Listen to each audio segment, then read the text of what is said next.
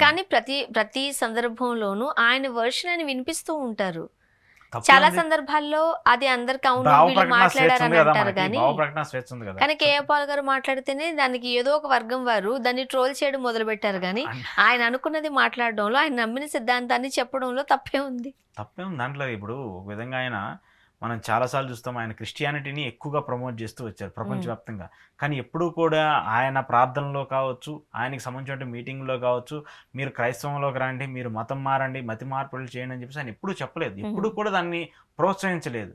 So అంత క్రైస్తవాన్ని నమ్మి క్రైస్తవానికి సంబంధించిన అంశాల మీద ప్రపంచవ్యాప్తంగా మాట్లాడినటువంటి వ్యక్తి ఎప్పుడూ కూడా నా మతాన్ని గౌరవించండి, నా మతంలోకి రాండి అని చెప్పేటువంటి హక్కు ఆయనకి లేదని ఆయనే చెప్తూ వచ్చాడు. సో మరి అది గొప్ప విషయమే కదా. ఈరోజు నేను దేవుడిని నమ్ముతున్నాను అంటే అది నాకు నమ్మకం కలిగింది కాబట్టి నేను నమ్ముతున్నాను. అలా అని చెప్పేసి నాకు నమ్మకం కలిగింది కదా నువ్వు కూడా వచ్చి నమ్మంటే అది ఎంతవరకు మంచి పద్ధతి కాదు కదా. అది ఆ నమ్మకం మీలో కూడా రావాలి. సో అలాంటి నమ్మకం మీలో కూడా వచ్చినప్పుడు మీరు నమ్ముతారు. అలా నమ్మకాన్ని కల్పించే ప్రయత్నం ఆయన చేశాడు తప్పితే ఎవరిని కూడా అలాంటి ప్రోత్సాహం చేయలేదు.